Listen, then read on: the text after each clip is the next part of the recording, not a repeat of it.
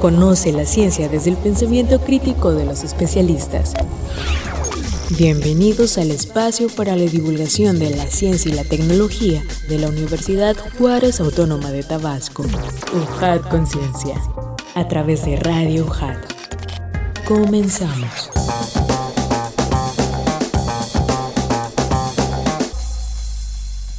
Hola amigos, ¿cómo están? Sean bienvenidos una vez más a UJAT Conciencia, este espacio de divulgación científica y tecnológica de la Universidad Juárez Autónoma de Tabasco. Soy Adrián de Dios, bienvenidos sean a Radio UJAT 107.3 FM Voz Universitaria, y también le mandamos un fuerte abrazo a quienes nos escuchan en internet en radio.ujat.mx. Estamos transmitiendo desde nuestra ubicación en Avenida Universidad Sin Número, Zona de la Cultura, Colonia Magisterial, Villahermosa, Centro Tabasco, código postal 86040, nuestras siglas XHUJAT. Bienvenidos en este miércoles 11 de agosto de 2021, donde sabemos que este programa es una producción original de la UJAT, de la Secretaría de Investigación, Posgrado y Vinculación, realizado por la Dirección de Difusión y Divulgación Científica y Tecnológica.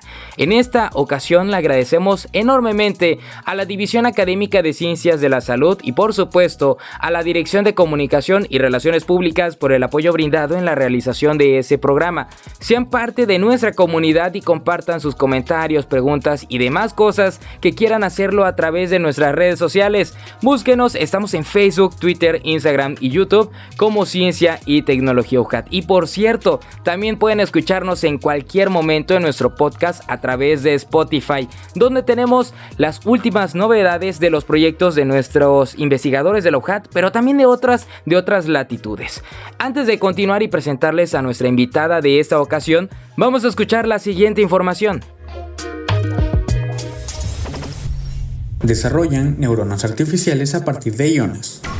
Un grupo de investigadores internacionales han trabajado en el desarrollo de neuronas artificiales a partir de iones y han comprobado que dispositivos fabricados con una sola capa de estos, que llevan agua dentro de nanosferas de grafeno, tienen la misma capacidad de transmisión que la célula nerviosa. En la publicación realizada en la revista Science, los expertos del Centro Nacional para la Investigación Científica y de la Escuela Normal Superior de París, en Francia, revelan la alta eficiencia del cerebro humano depende en particular de su unidad base, la neurona, que tiene una membrana con poros nanométricos llamados canales iónicos, que se abren y cierran según los estímulos recibidos. Así que todo el reto de la investigación actual es diseñar sistemas electrónicos que sean tan eficientes energéticamente como el cerebro humano, por ejemplo, utilizando iones y no electrones para transportar la información. Avanzan en la creación de marcapasos sin pila que se alimentará de la energía del corazón. Al participar en la conferencia virtual titulada AIP Publishing Horizon Energy Storage and Conversion, el investigador de la Universidad Xiao Tong de Shanghái, Yi Xiran, presentó los avances de la investigación sobre la forma en que un marcapasos puede recoger la energía cinética del corazón para alimentar el dispositivo sin necesidad de batería. Si la fuerza práctica del corazón es de 0.5 newtons, la potencia de salida debe ser de unos 192 microvatios. Por tanto, para el marcapasos comercial basta con no menos de 10 de estos para su trabajo normal, señaló Yi Xiran. Yi precisó que la tecnología está en la fase de verificación de viabilidad, trabajando duro para superar inconvenientes como la estabilidad a largo plazo in vivo, el método de implantación y la integración entre el chip de estimulación rígido y la unidad flexible de recolección de energía antes de avanzar a los siguientes pasos. Reaparece la peste porcina africana. Después de más de 40 años, la peste porcina africana regresó al continente americano al registrarse en días pasados un brote de la enfermedad en República Dominicana. Su ingreso a México sería devastador, ya que en nuestra nación se encuentra entre los 10 primeros lugares de producción y consumo de carne de cerdo en el mundo. Lo anterior, de acuerdo con Rosalba Carreo Nápoles, académica de la Facultad de Medicina Veterinaria y Zootécnica de la UNAM, quien precisó que, en nuestro país, estamos preparados para enfrentar la situación. contaminación. La experta del Departamento de Medicina y Zootécnica de Cerdos reconoció que existe el riesgo de que esa enfermedad, que no afecta a los humanos, llegue a México. No obstante, refirió que se tiene la fortuna de que las autoridades realizan una vigilancia continua y existe una red de laboratorios de diagnóstico que permite que, ante cualquier sospecha que se notifique, se pueda detectar oportunamente. Y esa debe ser una labor conjunta en colaboración no solo con los médicos veterinarios, sino con la sociedad. Encuentran zona muerta en el Golfo de México que pone en riesgo la vida marina. La Administración Nacional Oceanográfica y Atmosférica de Estados Unidos informó que encontró una zona muerta en el Golfo de México, con áreas submarinas en donde los niveles de oxígeno son tan bajos que ninguna vida marina puede sobrevivir. Esto se provoca de forma natural, pero se ve potenciado en gran medida por la actividad humana, por ejemplo, la pesca, la navegación y la contaminación. Esta parte del Golfo de México se encuentra en las costas de los estados de Texas, Luisiana y Mississippi en el sur de Estados Unidos, misma que cubre alrededor de 8.6 kilómetros de espacio en la superficie. Además, son alrededor de 16.4 kilómetros en la zona más profunda. Según la agencia, la mayoría de la vida marina de la zona muere o abandonan esta enorme región porque están convertidas en áreas inviables para la vida. El problema no es solo que existe una zona muerta, sino que el contacto con otras regiones que no están contaminadas provoca que se vayan haciendo más y más grandes. Además de encontrar el problema, los investigadores planean encontrar soluciones para reducir su tamaño y minimizar los impactos en los recursos costeros y la economía, explicaron.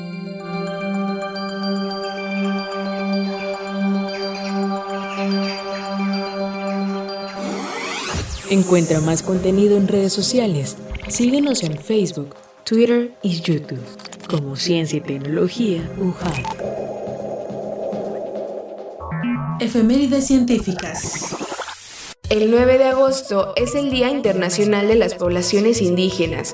Sus territorios albergan el 80% de la biodiversidad del mundo y pueden enseñarnos mucho sobre cómo reequilibrar nuestra relación con la naturaleza.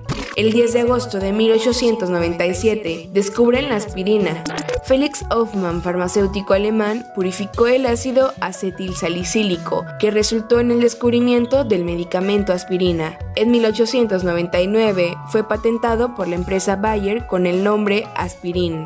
El 11 de agosto es el Día Mundial del Nutricionista, en honor al nacimiento del Dr. Pedro Escudero, primer médico de la especialidad de nutrición en el mundo. El nutricionista es un profesional especializado en las propiedades y características de los alimentos, así como en las prácticas del manejo de inocuidad para la producción de alimentos seguros y saludables. Muchos problemas de salud se pueden prevenir a través de una alimentación o una dieta saludable. El 12 de agosto es el Día Internacional de la Juventud.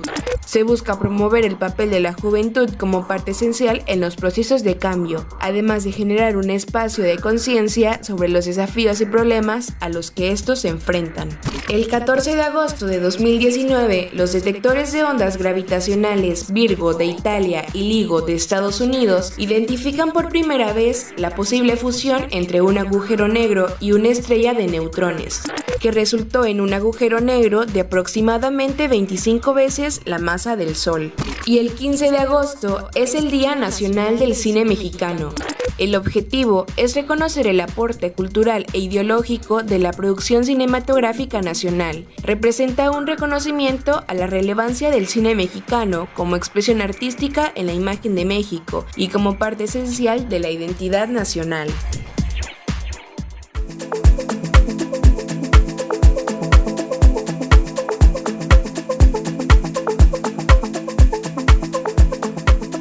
Muchas gracias por continuar con nosotros, amigos. Estamos en UJAT Conciencia y ahora sí les presento a nuestra invitada de lujo de este programa. Nos acompaña la doctora Ángela Ávila Fernández, profesora e investigadora de la División Académica de Ciencias de la Salud.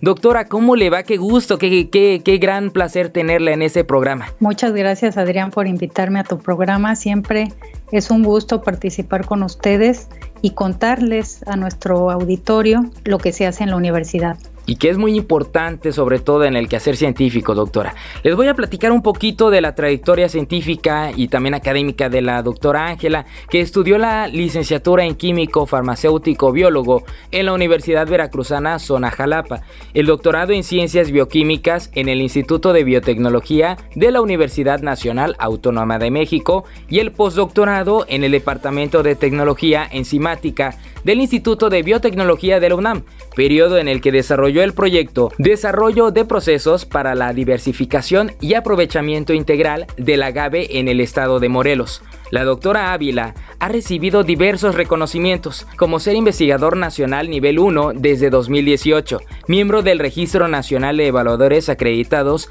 el reconocimiento al mérito académico en 2018 y el reconocimiento del perfil PRODEP desde 2013. La doctora Ávila es profesora e investigadora de tiempo completo en la División Académica de Ciencias de la Salud de nuestra alma mater desde el 2012. Tiene 9 años de experiencia docente al nivel licenciatura y posgrado en asignaturas relacionadas a la bioquímica, la biología molecular y la investigación.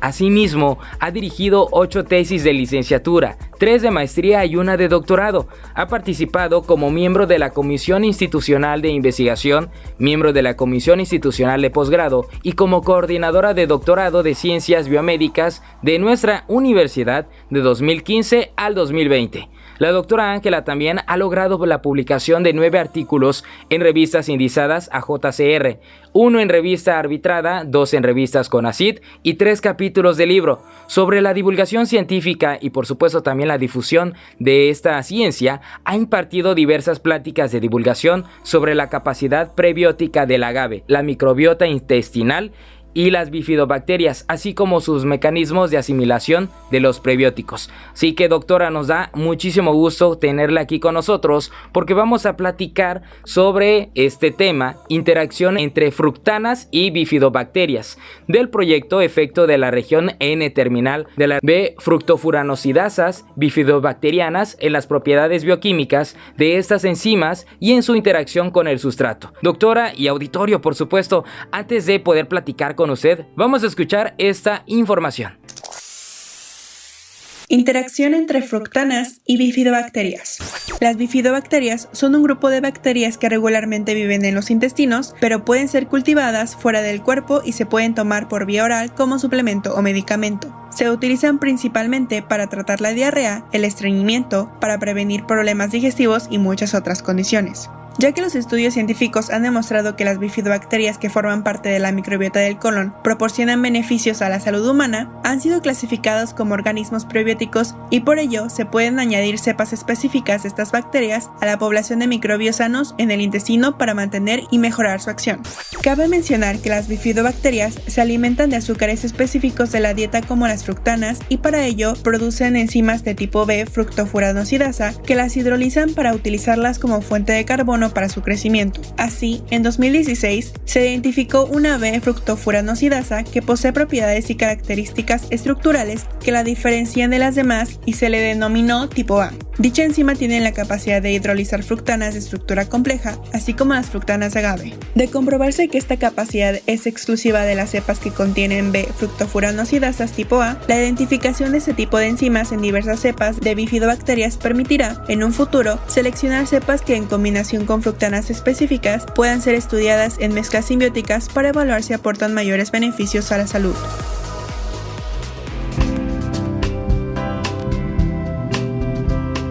Pues bien, doctora, ya escuchamos un poco de lo que se trata esta investigación, pero vamos a conocer de viva voz de usted, pues de dónde surge el interés por investigar este tema. Los micrófonos son de usted. Muchas gracias, Adrián. Mira, te cuento que yo comencé a estudiar las fructanas de agave cuando hice mi proyecto doctoral.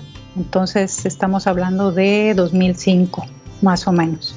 Entonces, las fructanas de agave son unos polímeros de azúcar que se encuentran en estas plantas, que generalmente las conocemos porque dan origen al tequila. Sin embargo, estos azúcares que forman la piña del agave tienen también otras propiedades. No solamente se utilizan para hacer tequila, sino que también se pueden utilizar como prebióticos. Desde entonces yo me interesé en estos temas y posteriormente empecé a trabajar con los microorganismos que son capaces de asimilar este tipo de azúcares. Entonces ya llevo un rato trabajando con estos temas, prácticamente desde el 2005. Algo muy interesante que nos menciona, doctora, es que no solo se puede utilizar para tequila, se puede usar como prebióticos. ¿Puede explicarnos un poco más? Bueno, voy a dar una breve definición de algunos conceptos para que quede más claro. Nosotros tenemos una serie de microorganismos que nos habitan en todo el cuerpo. Particularmente, muchos de ellos se alojan en el intestino grueso. Dentro de estos microorganismos hay algunos que consideramos que son probióticos porque cuando son administrados en ciertas cantidades pueden ocasionar un beneficio a la salud. Entonces, estos microorganismos son llamados probióticos y para que se estimule en forma selectiva su crecimiento, es decir, para que estos microorganismos que consideramos benéficos puedan proliferar y mantener a raya, por decirlo de alguna forma, a los organismos que son patógenos, necesitan alimentarse de fuentes de carbono que solo le permitan el crecimiento a estos organismos que son buenos. Dentro de estos sustratos de crecimiento se encuentran algunos que son carbohidratos, que comúnmente llamamos azúcares, que tienen la característica de que solo pueden ser utilizados por la microbiota benéfica del cuerpo. Entonces, dentro de estos azúcares o carbohidratos, los que pueden estimular en forma selectiva los microorganismos los llamamos prebióticos. Entonces vamos a tener siempre asociados estos conceptos de pre y probiótico.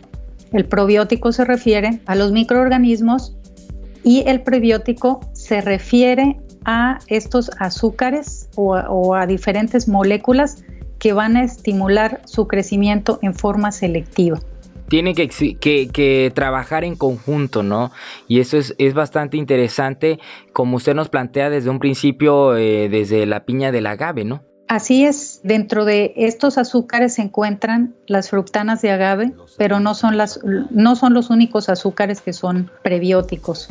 También tenemos la inulina, que viene de la planta de achicoria y que se produce mayormente en Europa y se utiliza para los suplementos alimenticios como una fuente de carbono para este tipo de microorganismos benéficos, pero afortunadamente nosotros tenemos en nuestro país una fuente de fructanas que es original de este país y que lo podemos conseguir en forma de suplemento. ¿En qué otras frutas o frutos podemos encontrar estas fructanas, doctora? Podemos encontrarlo en la cebolla, en el ajo, en algunas frutas, en algunos cereales también. Y quiero contarte algo sobre esta estructura de los fructanos. Las fructanas son polímeros de fructosa y que su capacidad prebiótica viene precisamente del tipo de enlace que une a estas moléculas de fructosa, porque no podemos los seres humanos digerirlos, es decir, no podemos destruir estos azúcares y por lo tanto llegan intactos al intestino y es ahí donde son aprovechados por los microorganismos. Esto de la estructura te lo quiero comentar porque hay un dato que puede ser interesante para nuestro auditorio. Te había comentado que la cebolla es una de las fuentes de fructanas y la cebolla es algo que comemos muy frecuentemente. Sin embargo, para poder aprovechar las fructanas que tiene la cebolla, debemos comerla cruda. La gente se ha dado cuenta que cuando cocinan la cebolla cocida tiene un sabor ligeramente dulce y este sabor no lo tiene cuando está cruda. Esto es porque cuando nosotros comemos la cebolla cruda, estamos comiendo las fructanas completas y cuando nosotros cocemos la cebolla, se hidrolizan por efecto del calor los enlaces que hay entre las moléculas de fructosa y entonces lo que estamos comiendo en esa cebolla cocida es fructosa, ya no estamos comiendo la fructana. Entonces es importante por esto que te estoy comentando, que nosotros incluyamos en la dieta en algunas ocasiones la cebolla cruda y en otras ocasiones la cebolla cocida, ya que la cebolla cruda es la que tiene estas fructanas que nos van a servir para alimentar los microorganismos que de manera normal se encuentran en nuestro intestino grueso. Doctora, qué interesante aportación nos acaba de dar, porque me incluyo, muchas personas pensamos, ¿no? Al momento de comer cebolla estoy recibiendo los nutrientes, y ni qué decir cuando los acompañan como si fueran aros de cebolla, ¿no? Y con las alitas y con los boneless y todo esto. Es muy, muy interesante saber que se transforman en este proceso. Usted nos mencionaba también algo de hidrólisis, ¿no? Así es, esta hidrólisis se puede llevar a cabo por el calor y también por el ácido, ¿sí? En algunos procesos donde se involucra ácido y calor se pueden hidrolizar estos enlaces de las fructanas. Sin embargo, también hay otra manera de hidrolizarlo, y es por métodos enzimáticos. Las enzimas son catalizadores biológicos. De manera normal se realizan muchas reacciones químicas que podemos encontrar en muchos lugares. Hay reacciones químicas en los alimentos, hay reacciones químicas que se producen en el laboratorio, ¿sí? En general, la vida se da también por el gran número de reacciones químicas que se llevan a cabo en nuestro organismo. Pero estas reacciones son catalizadas por unas proteínas que se llaman enzimas, que son catalizadores biológicos, y dentro de ellas algunas son capaces de llevar a cabo la hidrólisis o ruptura de ciertos enlaces químicos. Y en este caso, ¿qué papel juegan, un término que usted también mencionaba, las bifidobacterias? Bueno, entonces vamos a comentar un poco sobre esa interacción, como decía el título de la charla, interacción entre las fructanas y las bifidobacterias. Les había comentado que las bifidobacterias, más bien que los probióticos, pueden alimentarse de estos azúcares que llamamos prebióticos. Pero ¿cómo lo hacen? Ciertamente, para poderlos metabolizar, para poderlos utilizar como fuente de carbono, lo que necesitan hacer primero es hidrolizarlos, es decir, liberar las fructosas de esa larga cadena de fructosas por medio de una reacción que llamamos hidrólisis. Esta reacción la pueden llevar a cabo, como lo mencionábamos, ciertas enzimas. Estas enzimas particularmente se llaman beta-fructofuranocidas, y entonces sirven a cierto tipo de bacterias para que puedan utilizar las fructanas como fuente de carbono. Hablamos un poco de esta interacción, pero aquí usted nos puede explicar un poco más a detalle de cómo es esa relación y qué factores influyen en este estudio. Mira, el nombre del proyecto es algo largo, pero les voy a explicar de manera simple lo que pretendemos hacer. Como les comentaba, las bifidobacterias se valen de enzimas que se llaman beta-fructofuranocidas para poder hidrolizar los azúcares prebióticos. Pero dentro de estos azúcares prebióticos tenemos algunos que tienen estructuras diferentes, ¿sí? Algunos de ellos tienen en su estructura enlaces de tipo beta 2,1, otros enlaces de tipo beta 2,6. Habíamos dicho que las fructanas son polímeros de fructosa, pero estos pueden ser polímeros lineales o pueden estar también ramificados, y pueden poseer solamente un tipo de enlace o pueden tener la mezcla de los dos tipos de enlace. Entonces, si nosotros pensamos en estos azúcares que pueden ser lineales, ramificados, con un tipo de enlace, con dos tipos de enlace, y además pueden, dependiendo de la fuente donde los obtengamos, pueden ser más o menos largos, entonces estamos hablando de una complejidad estructural, ¿sí? Vamos a tener diferentes tipos de fructanas, dependiendo de la estructura que tengan, van a ser más o menos complejas. Entonces, las enzimas que se utilizan para hidrolizarlas deben de tener la capacidad entonces de hidrolizar diferentes tipos de fructanas, y eso es en particular lo que nos interesa estudiar. sí hay beta-fructofuranosidas que puedan metabolizar la mayor parte de esta complejidad estructural de fructanas. Sí hay algunas que solamente pueden hidrolizar un tipo particular de fructanas, y si estas características que tienen estas enzimas le dan cierta ventaja a las bifidobacterias que las poseen para metabolizar alguno de los tipos estructurales de fructanas. Entonces, el interés de este proyecto es entender si las características de las enzimas están relacionadas con el tipo de fructana que metabolizan, que pueden metabolizar, y si esto nos puede ayudar a elegir cepas de bifidobacterias que tengan capacidades particulares para hidrolizar fructanas específicas. En ese mismo sentido, doctora, ¿ustedes qué esperan o cuál es la predicción que hace al realizar estas caracterizaciones, de conocer pues las demás enzimas y todo lo que nos está mencionando? En 2016 pudimos encontrar una de estas enzimas en una cepa particular de Bifidobacterium longum, subespecie infantis, donde la enzima que nosotros encontramos era más grande de las que habitualmente habían sido caracterizadas y tenía algunas diferencias estructurales y algunas diferencias en sus propiedades con respecto a las que ya habían sido reportadas. En ese momento habían sido reportadas como 8 más o menos, y ninguna de ellas tenía las características que tenía la que acabábamos de caracterizar. Entonces, una de las características importantes es que tenía afinidad por un amplio rango de sustratos.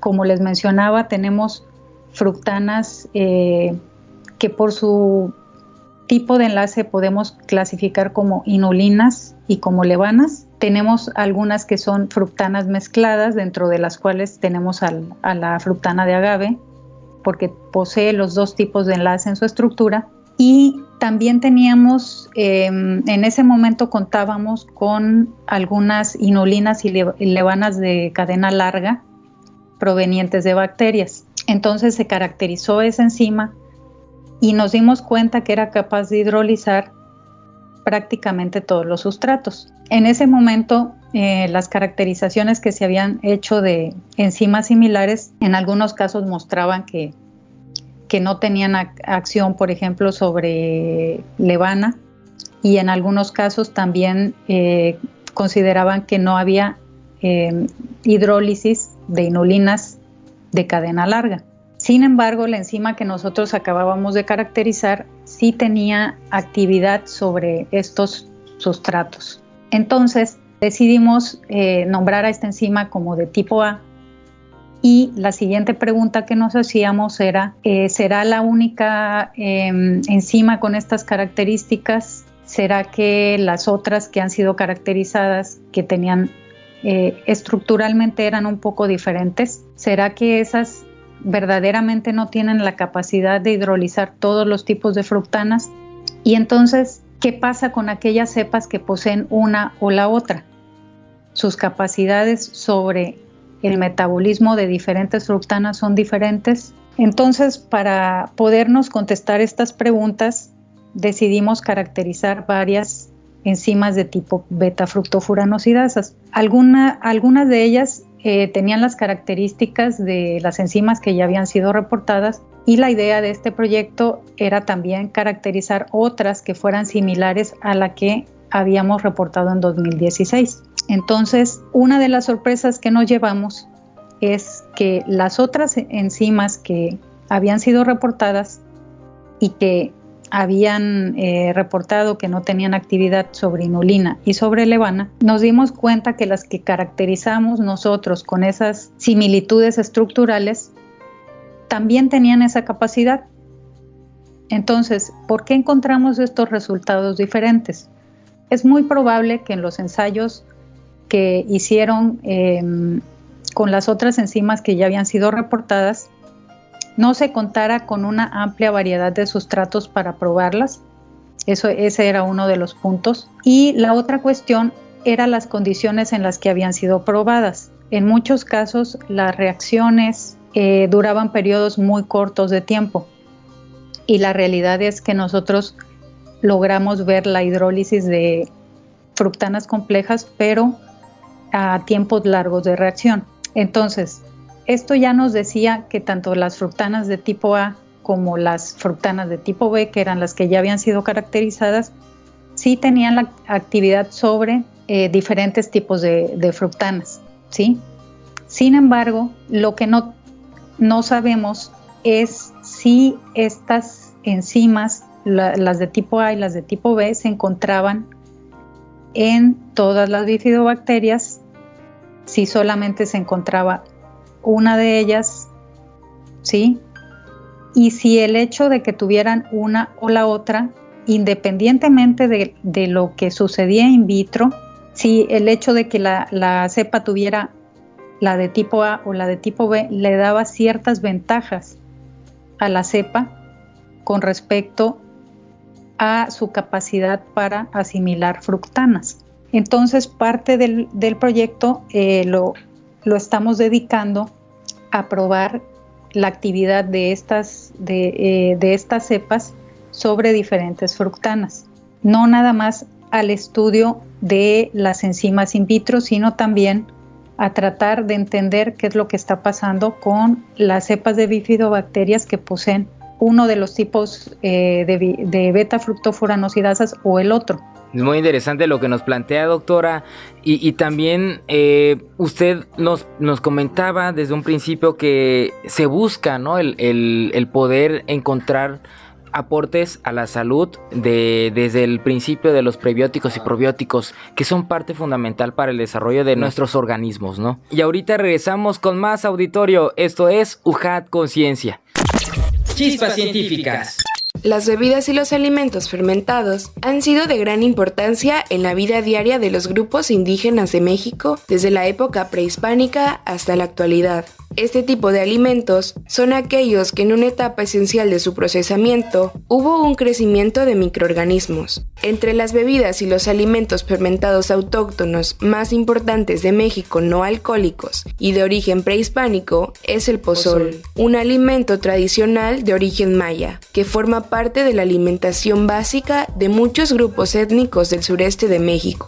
El pozol contiene microorganismos benéficos como las bacterias lácticas, que son las primeras en desarrollarse y que están presentes durante todo el proceso. Estas bacterias, como las amilolíticas, Lactobacillus acidophilus y Lactobacillus crispatus, son las responsables de la acidificación de la masa, ya que producen ácido láctico y le da un sabor fresco y agradable a esta bebida. Por otro lado, las bacterias acidolácticas están presentes en diferentes productos. Dentro de los efectos del consumo de probióticos sobre la salud humana se encuentran la disminución de la intensidad y duración de diarreas virales asociadas a antibióticos o por hospitalización. Además, ayudan a la síntesis y absorción de nutrimentos, inhiben la actividad de enzimas implicadas en la generación de carcinógenos y participan activamente en la movilidad intestinal.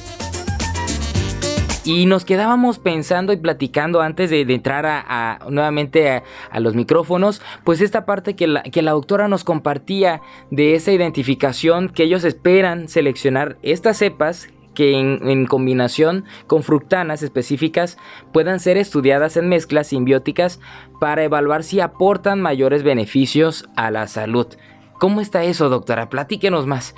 Bueno, como te comentaba, la idea del proyecto es realmente saber si las características de una cepa de bifidobacterias está relacionada al tipo de enzimas que posee. Es decir, si yo sé que la cepa tiene una beta-fructofuranosidas de tipo 1, entonces tengo la garantía de que puede metabolizar cierto tipo de sustratos.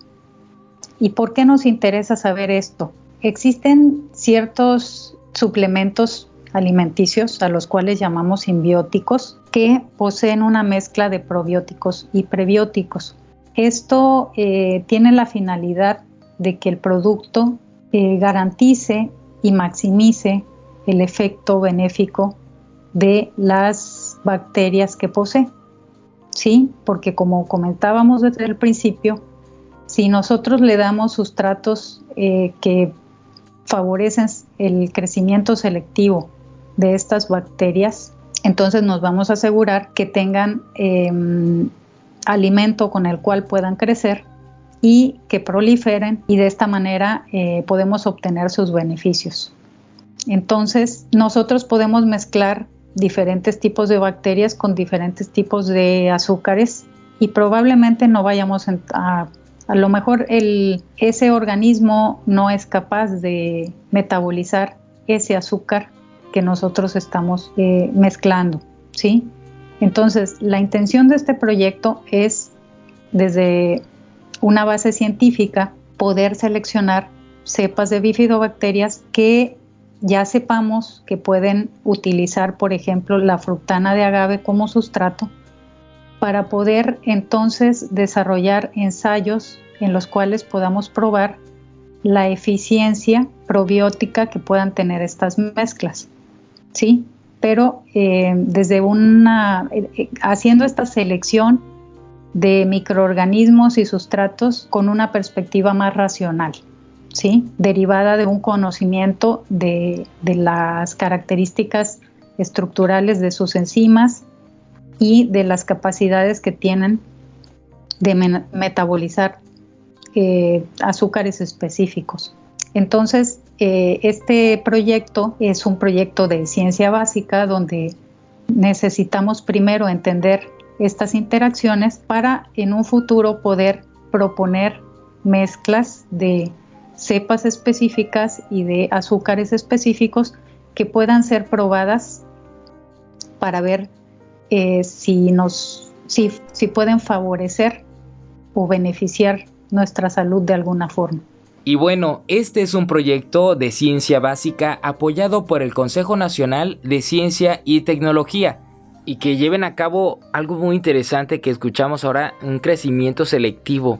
¿Qué debemos entender nosotros como ciudadanos y apropiarnos más en relación a este tema, doctora? A mí me gustaría que la gente entendiera la importancia de estos azúcares, de esto que llamamos prebióticos, la importancia de incluirlos en nuestra dieta, porque como les comentaba, muchos de estos microorganismos benéficos ya habitan nuestro intestino, no los tenemos que tomar en suplementos. Sin embargo, el hecho de tener una dieta balanceada, donde incluyamos alimentos que son prebióticos o que contienen sustancias prebióticas, va a garantizar que estos microorganismos crezcan y, digamos, mantengan limitado el crecimiento de las bacterias patógenas. Esto nos va a beneficiar mucho en nuestra salud. Entonces me gustaría que el auditorio entendiera lo que es ese concepto de prebiótico, que entendiera también el concepto de probiótico como microorganismos que nos proporcionan un beneficio y que además pueden ser ingeridos en forma de suplementos. Otra manera en la que podemos ingerirlos es por medio de los alimentos fermentados. Por ejemplo, la col fermentada contiene estos probióticos.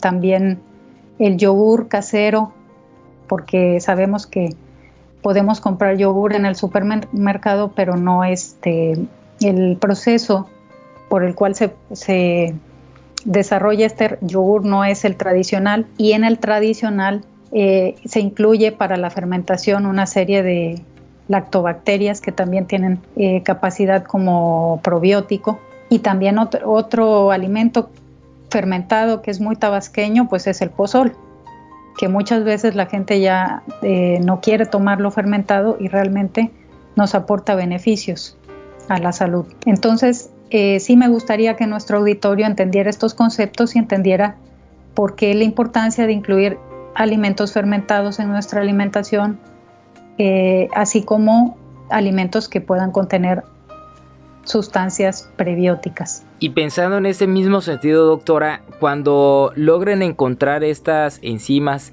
y ya lleguen a la parte o a la etapa final de ese proyecto, ¿cómo los podríamos encontrar nosotros? ¿O cómo los podemos incorporar a nuestra alimentación? Bueno, ese proceso va a ser largo, en el sentido de que si nosotros pudiéramos identificar ciertas bacterias y los sustratos que les son más favorables, todavía tendríamos que hacer una serie de estudios que nos permitieran definir si la mezcla de estos dos componentes nos da mayores beneficios a la salud. Y en todo caso, si es así, probablemente se propondrían como un suplemento. Sí, entonces ya como suplemento se pueden desarrollar en diferentes formas. Algunos se administran como cápsulas, otros se administran como granulados, que son como las formas farmacéuticas más comunes en las que encontramos las mezclas simbióticas. Pues muy bien, doctora, no sé si quiera explicarnos algo más y sobre todo también pues platíquenos quiénes se vinculan en ese proyecto, estudiantes también, y qué otras instituciones participan. Bueno, en este proyecto han trabajado estudiantes de licenciatura como parte de la caracterización de estas enzimas. Se graduaron 2 estudiantes de licenciatura, uno de la licenciatura en médico cirujano y una chica de la licenciatura en nutrición. También este proyecto dio origen a una tesis de maestría y actualmente hay un estudiante de doctorado trabajando en esta misma línea de investigación. Todos estudiantes de la Universidad Juárez Autónoma de Tabasco, y el proyecto está vinculado al Instituto de Biotecnología de la UNAM, donde estamos realizando algunos de los ensayos. Algunas de las caracterizaciones de los productos, de las reacciones enzimáticas, las estamos haciendo con algunos equipos que solamente cuentan con ellos en el Instituto de Biotecnología. Entonces estamos trabajando en colaboración con el Instituto de Biotecnología de la UNAM y también estamos trabajando con investigadores de la División Académica de Ciencias Biológicas de la UJAT. Un trabajo muy multidisciplinario y que esperemos que logren obtener los resultados, ya sea los que esperan u otros que sean también y que den paso a seguir llevando más investigaciones sobre esta rama. Doctora, ¿quiere agregar algo más antes de despedirnos? Pues solo quiero agradecerte a ti y a tu auditorio por el favor de su atención, y me gustaría invitarlos a que sigan escuchando UJAT Conciencia, a que sean parte de todo este trabajo que realizamos los investigadores, que a final de cuentas tienen la intención de servir a la sociedad. Muchísimas gracias a usted, doctora, por este espacio y también acercarnos a sus estudios que, como bien menciona, deben contribuir a la sociedad y sobre todo también hacernos de una mejor cultura como mexicanos, a nivel local, como tabasqueños, y ha sido de verdad un gran gusto poder platicar con usted.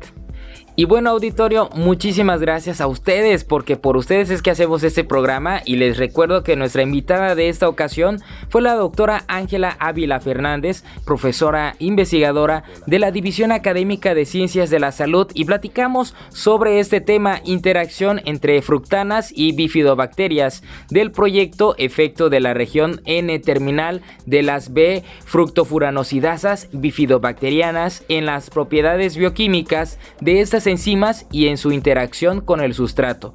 Agradecemos a la División Académica de Ciencias de la Salud y a la Dirección de Comunicación y Relaciones Públicas por el apoyo brindado en la realización de ese programa, y de parte del equipo de producción de la Universidad Juárez Autónoma de Tabasco, de la Secretaría de Investigación, Posgrado y Vinculación y la Dirección de Difusión y Divulgación Científica y Tecnológica, les agradecemos por habernos sintonizado y escuchado en una ocasión más. Soy Adrián de Dios, y recuerden, UJAT, estudio en la duda, acción en la fe.